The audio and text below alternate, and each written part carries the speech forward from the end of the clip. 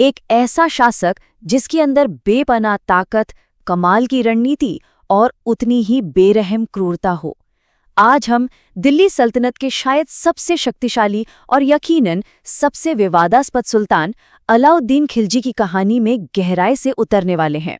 उसकी पूरी विरासत, उसकी पूरी कहानी बस एक बड़े सवाल पर आकर टिक जाती है। क्या वो एक जालिम तानाशाह था या फिर एक दूरदर्शी शासक? यही वो पहेली है जिसे आज हम साथ मिलकर सुलझाने की कोशिश करेंगे। देखिए, उसके शासन के दिल में ही एक बहुत बड़ा विरोधाभास है।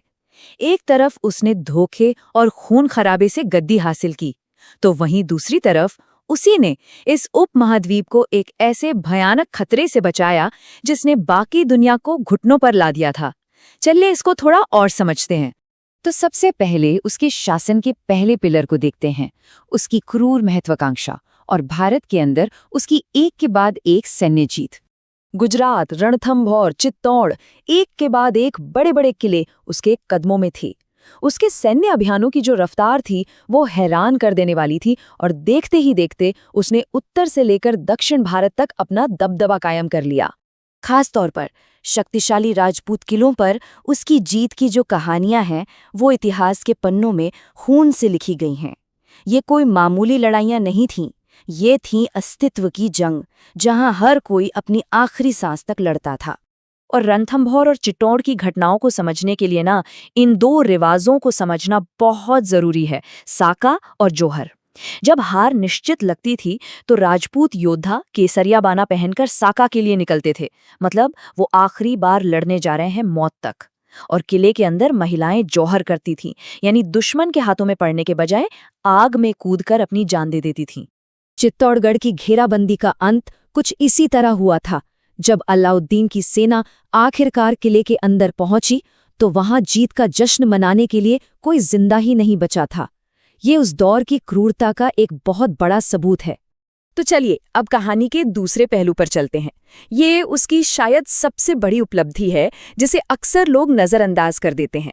भारत को उस खतरे से बचाना जिसने उस वक्त पूरी दुनिया को तबाह कर रखा था। एक या दो बार नहीं, बल्कि 5 बार। जी हाँ, उसने चंगेज खान के वंशजों के 5 बड़े हमलों का सामना किया और उन्हें हर बार खदेड़ दिया। जरा सोचिए, ये उस समय की सबसे खूंखार फौज के खिलाफ एक अविश्वसनीय जीत थी। उसकी सफलता दर 100%। सोचकर देखिए, जिस मंगोल तूफान ने चीन से लेकर यूरोप तक सब कुछ तबाह कर दिया था, वो भारत की सीमाओं पर आकर पूरी तरह से थम गया। और इसका सारा श्रेय खिलजी की रणनीति को जाता है। इस पूरी रक्षा का एक चेहरा था उसका महान सेनापति जफर खान। उसकी बहादुरी और क्रूरता का आलम यह था कि सिर्फ उसका नाम ही मंगोल हमलावरों के दिलों में दहशत पैदा करने के लिए काफी था। जरा इस बात की गहराई समझिए। खिलजी की सेना का मनोवैज्ञानिक असर इतना ज्यादा था कि जफर खान का नाम मंगोलों के बीच एक कहावत बन गया था। ये दिखाता है कि खिलजी का डिफेंस कितना असरदार था। तो अब सवाल ये उठता है कि उसने ये सब किया कैसे? मतलब एक विशाल साम्राज्य बनाना और दुनिया की सबसे मजबूत सेना को बार बार हराना, इसके लिए पैसा कहाँ से आया? यही वो आर्थिक पहेली थी जिसे खिलजी को अपनी शक्ति बनाए रखने के लिए हल करना था। और ताज्जुब की बात यह है कि इसका जवाब जंग के मैदान में नहीं बल्कि बाजार में छिपा था। तो उसने एक ऐसी आर्थिक व्यवस्था बनाई जो उस समय के लिए बिल्कुल रेवोल्यूशनरी थी। उसने हर चीज की कीमत तय कर दी, सरकारी गोदाम बनाए ताकि किसी चीज की कमी ना हो, और फिर एक विशाल जासूसी नेटवर्क फैला दिया ताकि कोई नियम न तोड़े। मकसद बिल्कुल साफ था, अपनी विशाल सेना को कम वेतन पर भी खुश रखना, क्योंकि बाजार में हर चीज सस्ती और एक तय दाम पर मिल रही थी। और उसका कंट्रोल सिर्फ बाजार तक ही नहीं था। उसने अपनी सेना में भ्रष्टाचार खत्म करने के लिए दाग और चेहरा सिस्टम शुरू किया, यानी हर घोड़े पर मुहर और हर सैनिक का पूरा रिकॉर्ड।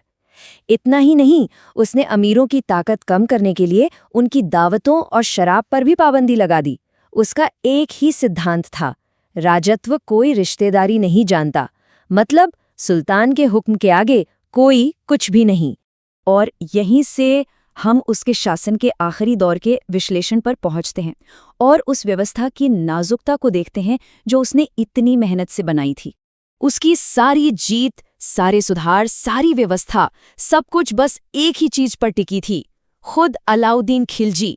ये उसकी सबसे बड़ी ताकत थी और यही उसकी सबसे बड़ी कमजोरी भी।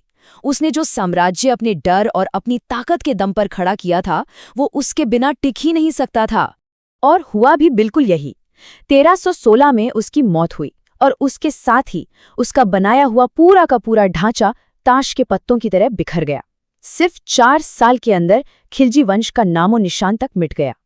तो हम घूम फिर कर वापस उसी सवाल पर आते हैं जिससे हमने ये पूरी बातचीत शुरू की थी। इतने सारे विरोधाभासों वाले इस एक इंसान को आखिर कैसे समझा जाए? क्या वो एक जालिम था जिसने गद्दी के लिए अपनों का ही खून बहा दिया, या वो एक दूरदर्शी था जिसने हिंदुस्तान को एक बहुत बड़े खतरे से बचाया और ऐसे ऐसे सुधार किए जिनके बारे में उस समय कोई सोच भी नहीं सकता था? शायद सच इन दोनों के कहीं बीच में है, और यही एक बात अलाउद्दीन खिलजी को इतिहास के सबसे दिलचस्प और सबसे जटिल किरदारों में से एक बनाती है।